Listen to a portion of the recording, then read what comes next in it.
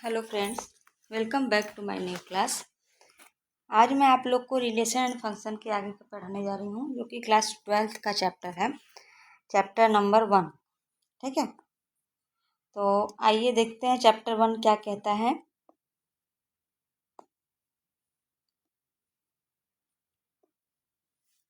Chapter 1 relation and function 12th में क्या है, जैसा कि हम लोग 11th में पढ़े हैं, रिलेशन क्या होता है, फंक्शन क्या होता है। समझ में आया? रिलेशन क्या होता है और फंक्शन क्या होता है, और रिलेशंस को हम कितने तरीके से, फंक्शन को कितने तरीके से हम रिप्रेजेंट करते हैं, यानी कि रोस्टर फॉर्म और set builder form.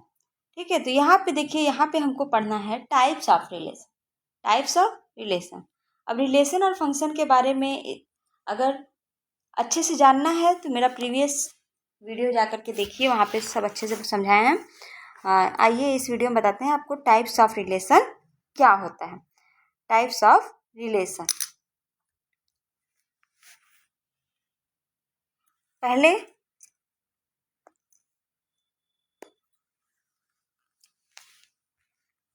Types of relation.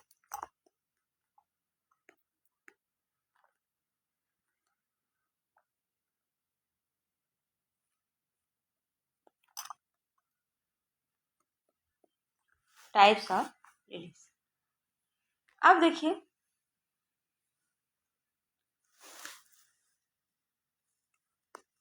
पहला जो है एम्प्टी रिलेशन। एम्प्टी रिलेशन,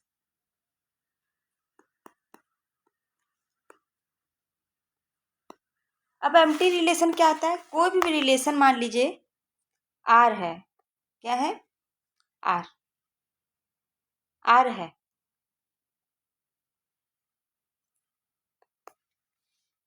कोई भी रिलेशन मान लीजिए आर है, जो कि किसके बराबर हो? एम्प्टी मतलब फाई, नल होता है। फाई के बराबर हो, जो किसका सबसेट हो? ए क्रॉस ए, यानी हमेशा रिलेशन किसका सबसेट होता है? ए क्रॉस ए का। तो फाई जो है किसका सबसेट हो? ए क्रॉस। फाई मतलब कि उस रिलेशन में कोई रिलेशन हो ही नहीं, कोई ऑर्डर पेयर हमारे पास आए ही नहीं, हमको दिखे ही नहीं, जो उस ए क्रॉस ए में क्या करे? बिलोंग करे, यानी ए क्रॉस ए में वो हो, ऐसा कोई एलिमेंट हो ही नहीं। तो जब वहाँ पे कोई एलिमेंट नहीं होगा, यानी अब एलिमेंट क्या होंगे? एब्सेंट होंगे। तो एब्सेंट होंगे तो उसी रिलेशन को हम क्या कहते हैं? Empty relation. आइए इसका डिफिनेशन देखते हैं क्या होता है। A relation are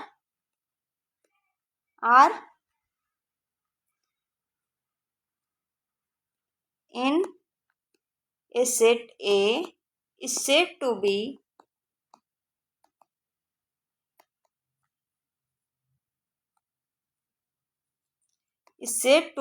empty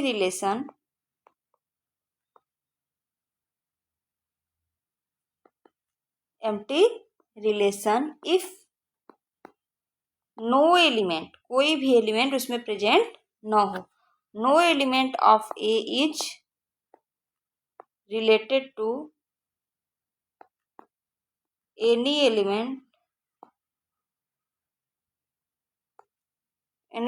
of A. समझ में? मतलब R is equal to phi is a subset of A cross. ये क्या होता है? हमारा एम्प्टी रिलेशन।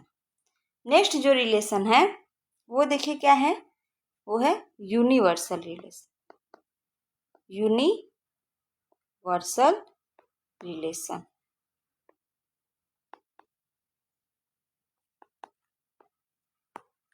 यानी पूरा का पूरा आर, यानी रिलेशन ही ए क्रॉस ए में हो। समझ रहे हैं? यानी सारे एलिमेंट जो हो ए में, वो क्या हो? वो खुद से ही वो किसी न किसी एलिमेंट से क्या हो? रिलेटेड हो। एलिमेंट से क्या हो? रिलेटेड, यानी प्रत्येक एलिमेंट जो हो एक किसी न किसी एलिमेंट से रिलेटेड हो, तो हम क्या कहेंगे? उसको यूनिवर्सल रिलेशन कहेंगे। क्या कहेंगे? Universal relation. मतलब आर जो होगा वो किसके बराबर हो जाएगा? ए क्रॉस ए के बराबर हो जाएगा। ठीक है, मतलब कोई रिलेशन हो R, a relation R, sorry, a relation R in a set A is said to be universal relation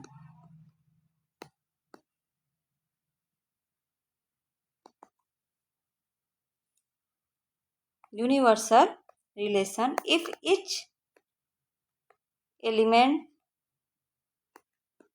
of A is related to every element of, यानी प्रत्येक एलिमेंट जो हो, प्रत्येक एलिमेंट से क्या हो, रिलेटेड हो ए में, तभी हमारा रिलेशन क्या कहलाएगा, यूनिवर्सल रिलेशन कहलाएगा। क्या कहलाएगा, यूनिवर्सल रिलेशन कहलाएगा। समझ में आया ना। एक नोट है,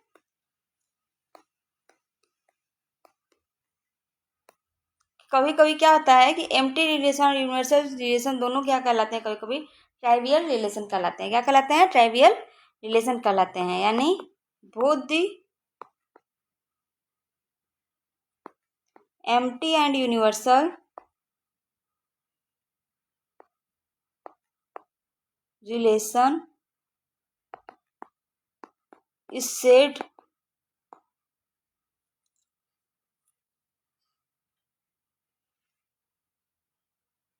टू बी ट्राइवियल रिलेशन। समझ में। अब देखिए कुछ एग्जाम्पल आपके एनसीईआरटी में दिया हुआ है, आइए देखते हैं।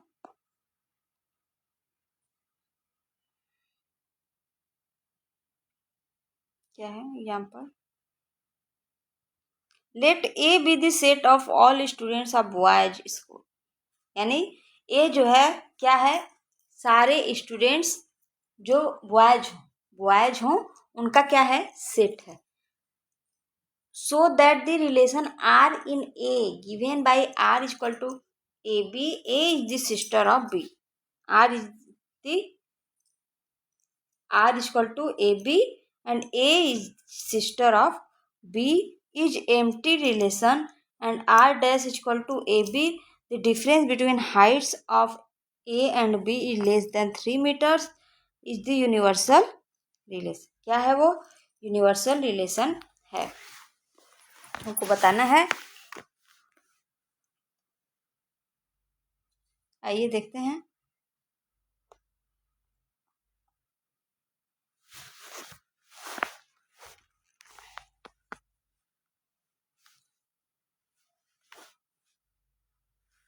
तो हम मान लेते हैं इसको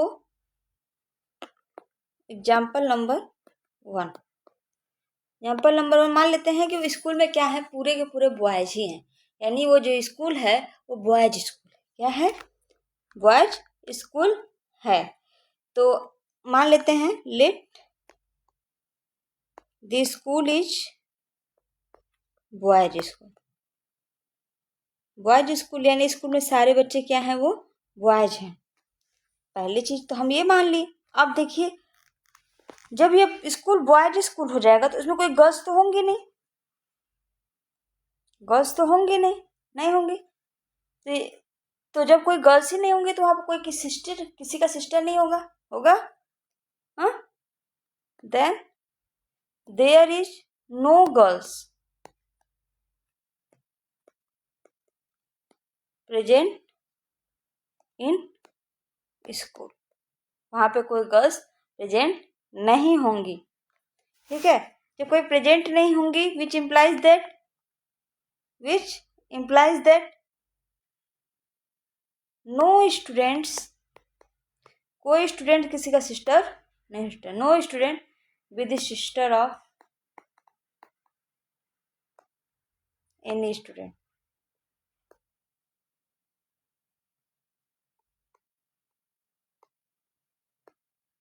any student of no students be the sister of any student of school. ठीक है ना। अब जब कोई सिस्टर होगा ही नहीं तो यानी आर क्या हो जाएगा, which implies that R is equal to 5। R is empty relation.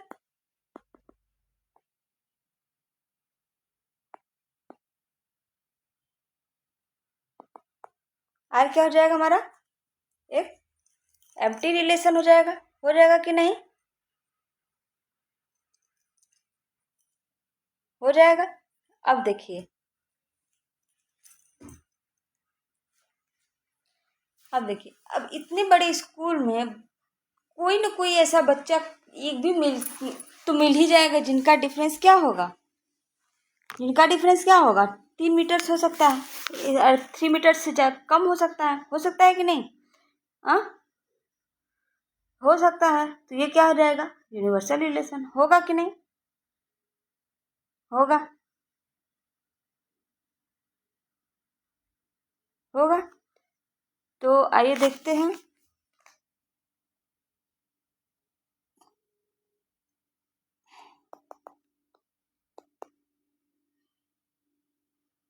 obvious that the difference between height of any two students, any किसी भी दो बच्चे का हाइट, कोई तो होगा, of the school has to be less than 3 meter, less than 3 meters।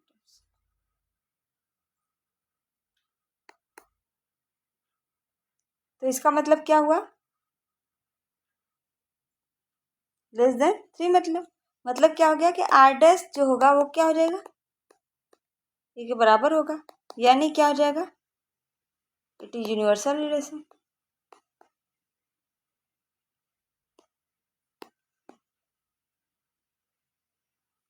समझे। अब एग्जाम्पल, नेक्स्ट एग्जाम्पल क्या कह रहा है,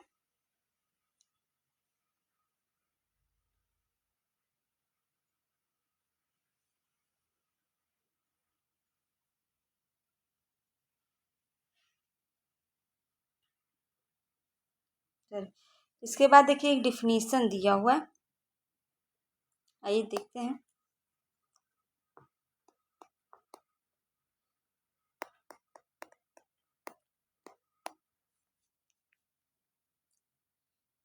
कोई रिलेशन क्या है, आर है, ठीक है। एक कोई रिलेशन आर है, उसको रिफ्लेक्सिव हम तब कहेंगे जब वो खुद में रिलेटेड हो, यानी खुद से रिलेटेड हो। यानी देखिए a relation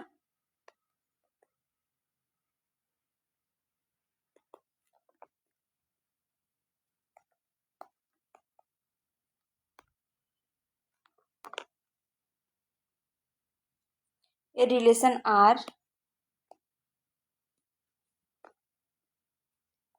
in a set A is called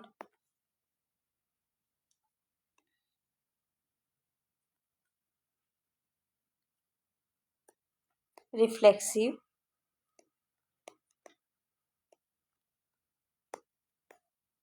if A belongs to R for every A belongs to reflexive तब कहेंगे जब ए किस में बिलोंग करेगा, आर में, और प्रत्येक ए में बिलोंग करे तब। Symmetric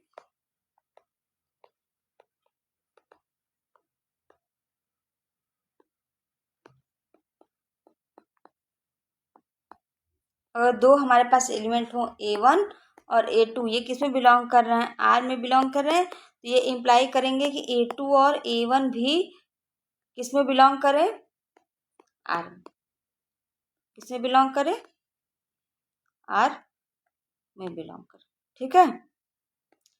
for every A1 A2 belongs to are.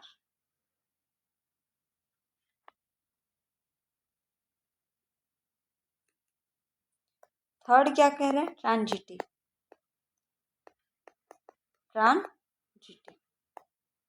Transitive क्या है, अगर मान लीजिए A1 और A2 जो है कहाँ बिलोंग कर रहा है, आर में, हाँ, और A2 A3 भी कहाँ बिलोंग कर रहा है, आर में।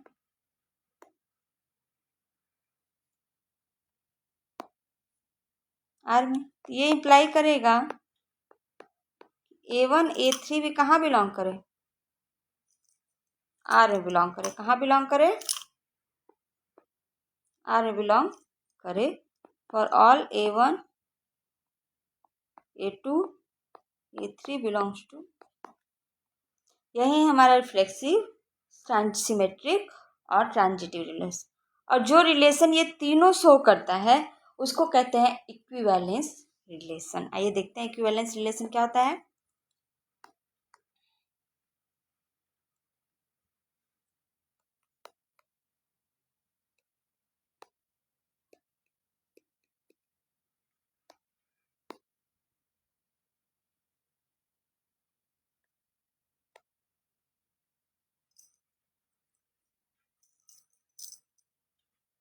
इक्विवेलेंस रिलेशन क्या होता है, जो रिलेशन रिफ्लेक्सिव भी हो, सिमेट्रिक भी हो और ट्रांजिटिव भी हो, उसी को हम क्या कहते हैं, इक्विवेलेंस रिलेशन कहते हैं, ठीक है। तो देखिए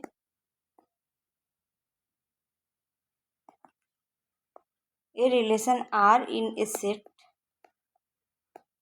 A is said to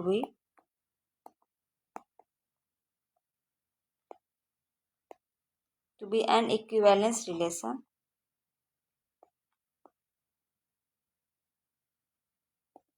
if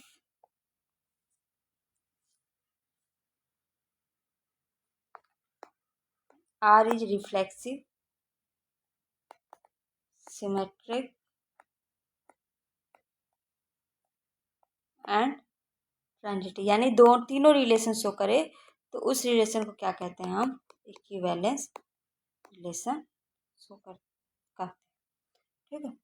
अब एग्जाम्पल नंबर 2 क्या होता है, एग्जाम्पल नंबर 2 क्या कह रहा है,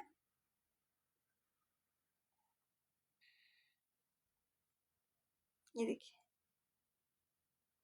let T be the set of all triangles in a plane with R in a relation in T given by R is equal to T1 T2 T1 congruent to 2 T2 so that R is equivalence relation। हमको क्या show करना है कि R क्या है, हमारा equivalence relation है। तो R क्या है, इक्विवेलेंस रिलेशन शो करने के लिए हमको सबसे पहले क्या करना होगा कि हमको ये शो करना होगा,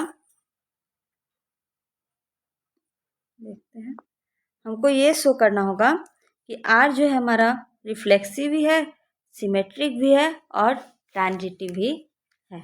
तो आइए अगर हम ये शो कर दें तीनों, तो हमको ये हो जाएगा कि इक्विवेलेंस रिलेशन शो कर रहा है, हाँ। तो आइए देखते हैं एग्जाम्पल नंबर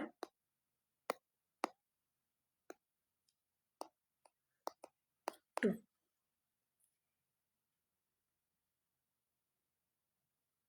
ठीक है, अब यहाँ देखिए क्या बोला गया है, यानी कि T1 क्या है, T2 के कॉन्ग्रुएंट है, यानी T1 T2 कॉन्ग्रुएंट, यानी प्रत्येक सभी ट्रायंगल क्या होते हैं, खुद के कॉन्ग्रुएंट होते हैं कि नहीं। ट्रायंगल का अगर प्रॉपर्टी देखा जाए तो सारे ट्रायंगल अपने खुद के कॉन्ग्रुएंट होते हैं, इसमें कोई दो राय नहीं। जब खुद के कॉन्ग्रुएंट होते हैं तो यानी आर रिफ्लेक्सिव होगा, हाँ। अगर हम रिफ्लेक्सिव दिखाएं, रिफ्लेक्सिव अगर हम शो करें तो आर रिफ्लेक्सिव होगा, since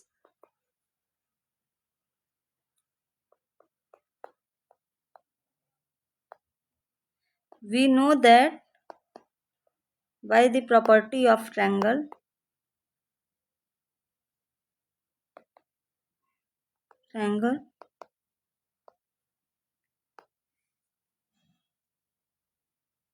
triangle, every triangle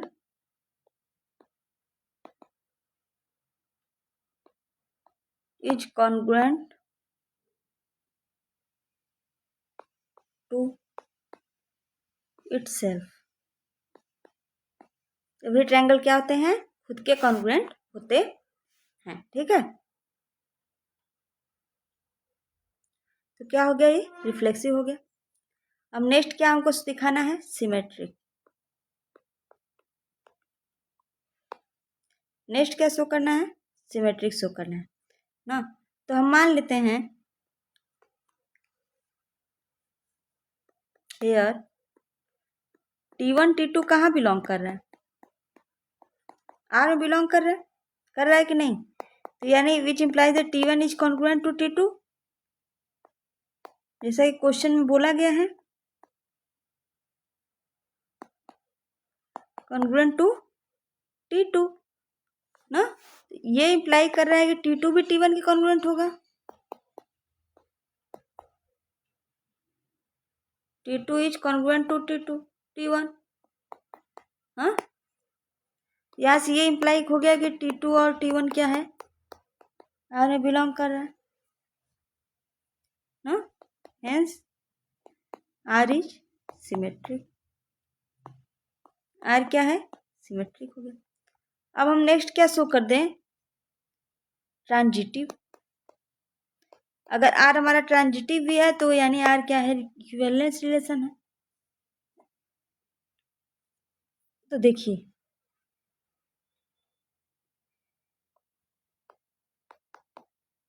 T1 T2 मान लेते हैं और T2 T3 किसमें है?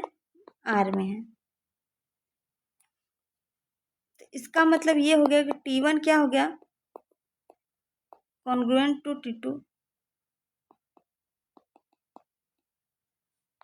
And T2 is congruent to T3।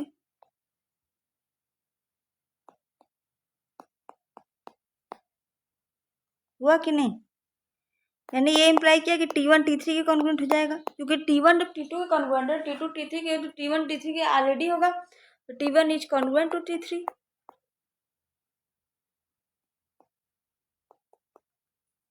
T3 हाँ, यानी T1 T3 क्या हो जाएगा?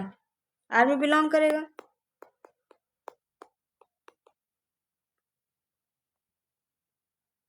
Therefore R is equivalence relation।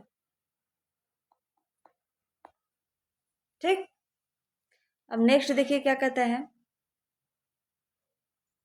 Late L be the set of all lines in a plane and R be the relation in L defined as R is equal to L1 L2। और L1 क्या है? Perpendicular to किसके है? L2 के। So that R is symmetric but neither reflexive nor transitive. यानी यहाँ पे ये शो करिए R जो है सिमेट्रिक है लेकिन रिफ्लेक्सिव और ट्रांजिटिव नहीं है। रिफ्लेक्सिव और ट्रांजिटिव नहीं है। तो आइए देखते हैं।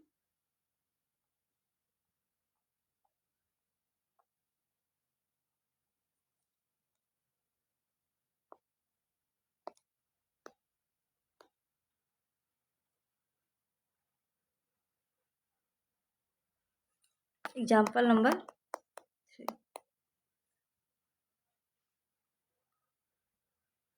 हमको ये शो करना है कि R क्या है? सिमेट्रिक है, रिफ्लेक्सिव और ट्रांजिटिव नहीं है।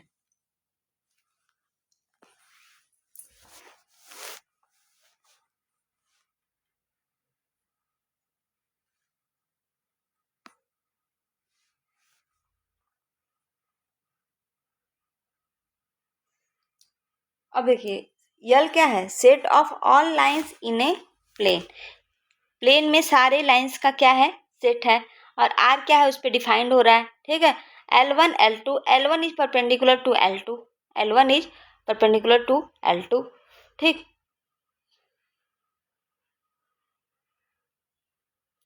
तो हम पहले क्या करें? रिफ्लेक्सिव नहीं शो करना है तो रिफ्लेक्सिव के लिए पहले आ जाते हैं। रिफ्लेक्सिव के लिए आ जाते हैं। तो रिफ्लेक्सिव क्या होता है? अब देखिए, जब कोई भी मान लीजिए यहाँ पे दो पैरेलल लाइन L1 हो गया, ये L2 हो गया और ये L3 हो गया, ये है। अब मान लीजिए दो लाइन लेते हैं, L1 लेते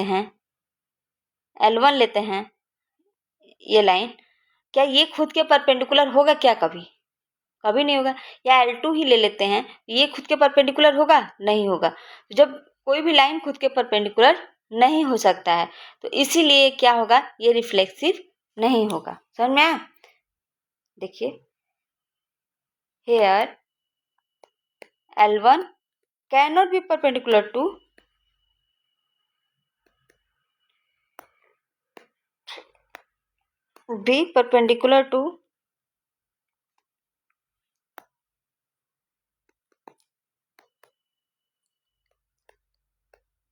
L1, ठीक है।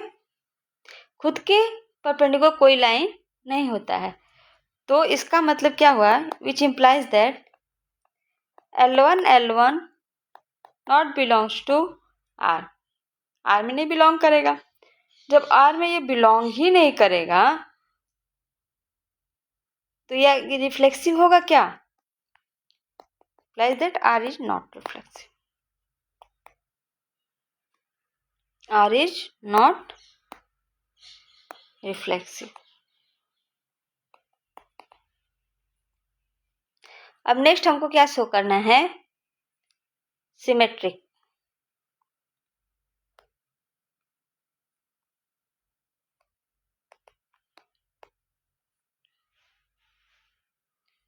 अब देखिए, L1 हम मान लेते हैं, यहाँ पे L1 L2 ले लेते हैं, R ले देते हैं L1 L2 such that L1 is perpendicular to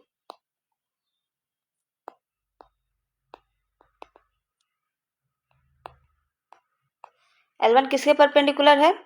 L2 के। जो L2 के परपेंडिकुलर है, ये इम्प्लाई करता है कि L2 जो हो जाएगा, देखिए L1 किसके परपेंडिकुलर? L2 के, तो L2 भी तो L1 के परपेंडिकुलर होगा, तो L2 is also perpendicular to L1। So also perpendicular to L1, which implies that L1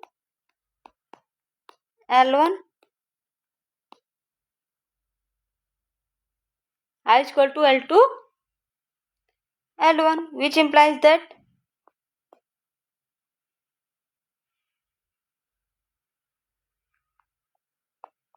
L1 belongs in R।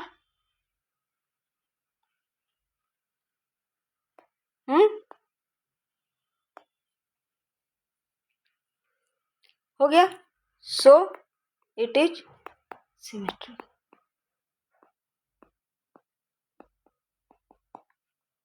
हमको क्या शो करना है, ट्रांजिटिव नहीं। अब देखिए, यहीं पे देखिए, L1 L2 के परपेंडिकुलर है, L2 L3 के परपेंडिकुलर। क्या L3 L1 के परपेंडिकुलर है? नहीं है। L1 L3 एक दूसरे क्या है? पैरेलल है कि नहीं? तो ये ट्रांजिटिव होगा क्या? नहीं होगा। होगा? नहीं होगा। तो R इज नॉट ट्रांजिटिव, क्यों? L1 is perpendicular to L2 and L2 is perpendicular to L1, L3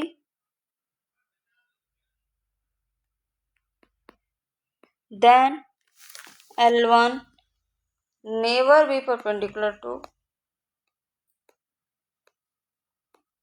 L3, it is always parallel।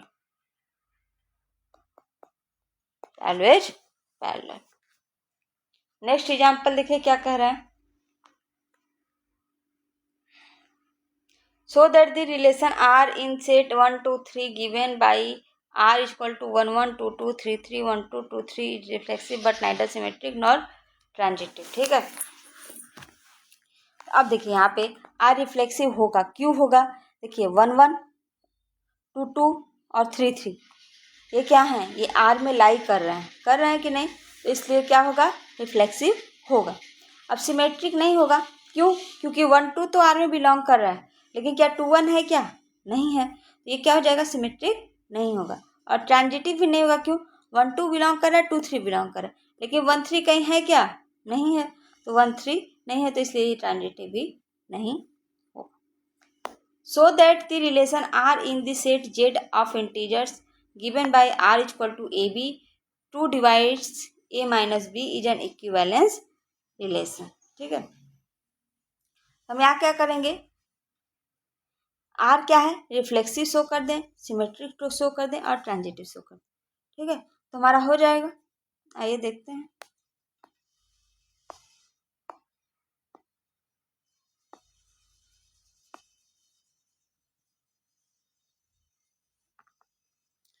पहले हम क्या करते हैं? एग्जाम्पल नंबर 5 रिफ्लेक्सिव शो कर देते हैं।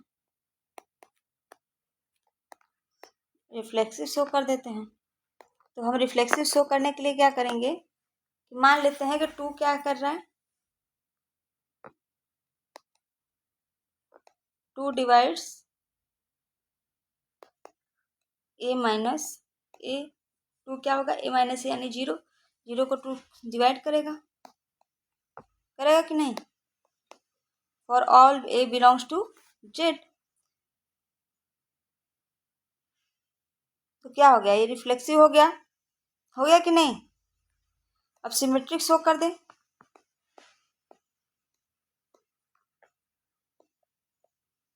सिमेट्रिक शो करने के लिए क्या करेंगे? A B.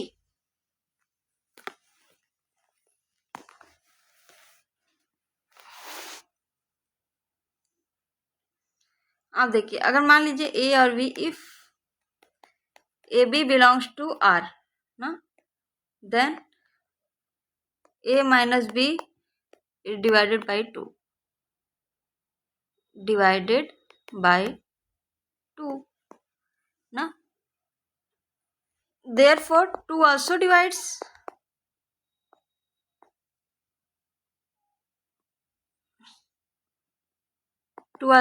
b minus a, hence ba क्या हो जाएगा? आर में बिलोंग करेगा, which implies that it is symmetric। हमको क्या शो करना है? ट्रांजिटिव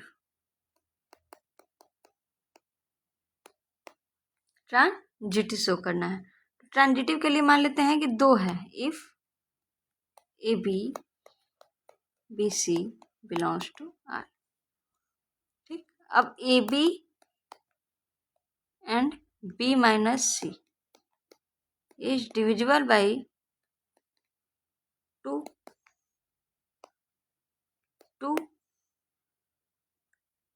अब देखिए, implies that a minus c भी डिवाइड होना चाहिए। और ए माइनस सी कैसे आएगा? A minus B plus B minus C, cancel, A minus C cancel. अब ये क्या होगा? ए इवन होगा। इवन होगा कि नहीं होगा? अब देखिए, A minus C is divisible by 2, it implies that R is transitive, so R is equivalence relation in Z। ठीक है, आज के लिए इतना ही, मिलते हैं नेक्स्ट क्लास में। Thank you class. अगर हमारी वीडियो पसंद आई प्लीज़ लाइक सब्सक्राइब करना ना भूलिएगा। Thank you so much.